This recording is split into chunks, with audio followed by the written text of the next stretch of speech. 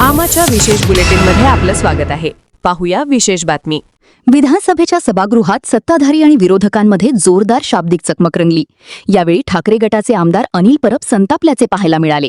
त्यांच्या आक्रमक भूमिकेला सत्ताधारी बाकांमधून मंत्री उदय सामंत यांनी मिश्कील टोळे लगावत फिरकी घेतल्याने सभागृहातील वातावरण काही काळ तापले. सभापती महोदय, याच्यामध्ये शहरामध्ये जर काही आपल्याला मार्केट उभं करायचे असतील, मुंबई महानगरपालिका किंवा कुठली महानगरपालिका ते काम करत असते आणि म्हणून तो नगरविकासाकडे, नाशिक शहर असल्यामुळे तो नगरविकासाकडे दिसतो. परंतु ग्रामीण भागामध्ये जर मार्केट कमिट्या उभ्या करायच्या असतील किंवा त्यांची व्यवस्था उभी करायची असेल तर ते पणन विभागाकडे येतं. परंतु सरकारमध्ये सगळ्यांची जबाबदारी एकत्रितच आहे. हा विषय अत्यंत महत्त्वाचा आहे, शेतकऱ्यांची निगडीत आहे. भुजबळ साहेब, आपला प्रश्न जो आहे आता हा, याच्यामधलं जे GADच्या माध्यमातून थोडं कन्फ्युजन झालं, कारण नाशिक शहरामध्ये शहर म्हटलं तर UDकडे जातं आणि पणन म्हटलं तर माझ्याकडे. तर परंतु आपण सारे एकच आहेत आणि विषय महत्त्वाचा आहे, सोडवणं महत्त्वाचं आहे. आणि म्हणून आपले जर काय प्रश्न असतील तर ते मी आता घेतो आणि त्या संदर्भात एक बैठक घेऊन तात्काळ त्याला निकाली काढण्यासाठी प्रयत्न करू. त्या बैठकीला आपण नगरविकास मंत्री महोदयांना सुद्धा त्याच्यामध्ये बोलू आणि याच्या माध्यमातून मार्ग काढू. शहराच्या हद्दीमध्ये मार्केट कमिट्या असतात आणि तिथं ह्या गोष्टी करू शकतात. असं तुम्ही म्हणू शकत नाही की महानगरपालिकेच्या क्षेत्रात आहे आणि इथं आपण काही करू शकतो. हे तुम्ही माझं पूर्ण ऐकून घ्या.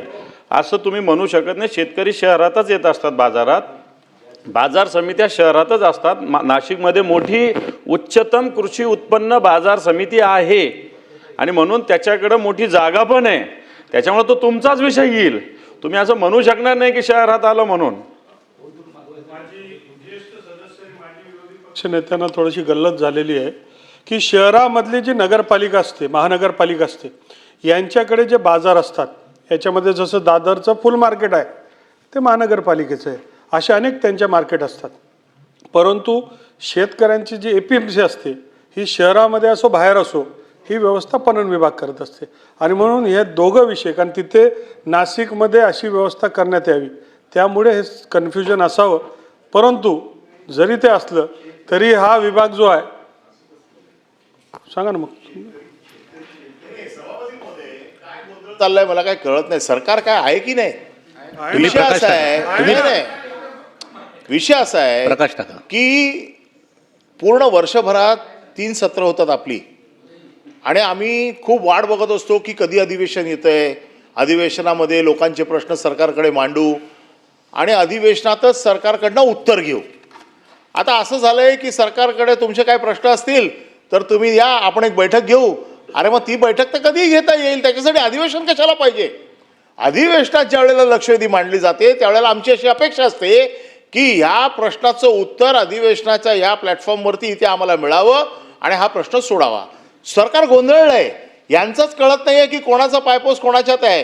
पणन म्हणतं माझं नाही आहे, नगरविकास म्हणतं माझं नाही आहे, आता जिकडे पाहिजे तिकडे हे फक्त माझंच आहे. आता गिरीश भाऊ यांना त्या कुंभमेळ्यात घुसायलाच देत नाही आहेत कोणाला. हे एक मोठं दुःख आहे अजून त्याचं. आता तुमच्या या सगळ्या भानगडीमध्ये भुजबळांसारखा बिचारा एखादा अगदी जीव तोडून लक्षवेधी मांडतोय, त्याला खेळवतायत ते लोक. मंत्री महोदय उत्तर देतात. काय चाललंय काय? हा, ते उत्तर देतात. नाही, उत्तर देतात म्हणजे त्यांचं उत्तर ऐकलं ते म्हणतात माझी जबाबदारी. सभापती महोदय त्यांचं झालं की बोला.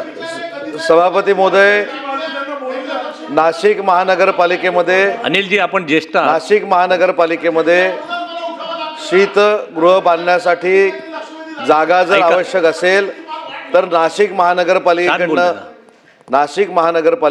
शीतगृह बांधण्यासाठी जर जागा आवश्यक असेल तर ती महानगरपालिकेकडनं दिली जाईल. त्याच्यावर निधी उपलब्ध पणन विभागानं करून द्यावा आणि शीतगृह उभा राहावं.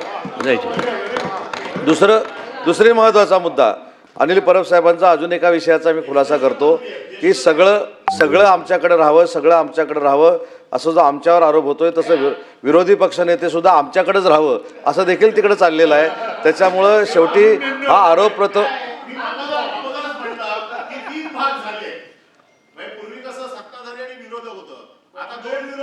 एक तिसरा विरोध म्हणजे सत्तेमध्येच दोन भाग झाले. तुमचं पूर्ण समाधान तर झालं आहे त्याच्यामुळे असं मला वाटतं. विरोधक पाहिजे असेल त्यामुळे- त्यांना तर भारतीय जनता पक्षाने विरोधी पक्षनेता पण त्यांच्याकडे द्यावा. तो एका बेंचचे पण दोन भाग झालेत. बंटी पाटील साहेब परब साहेबांच्या बाजूला बसतात, ते म्हणतात विरोधी पक्षनेतापद माझ्याकडे पाहिजे.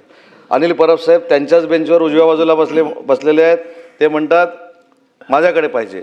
आणि भाईसाहेब अतिशय चांगल्या पद्धतीनं गंमत बघतायत, त्यांना माहिती आहे दोघांच्या भांडणात माझ्याकडे पण येऊ शकतं, हा विश्वास भाईंना पण आठवले आहे. साहेब, पुढचा त्याच्यामुळे विषय काय? सगळीकडेच हे चाललेलं आहे. पुढचा काय? आमा चॅनलला लाईक करा, बातमीला शेअर करा, सबस्क्राईब फॉलो करायला विसरू नका.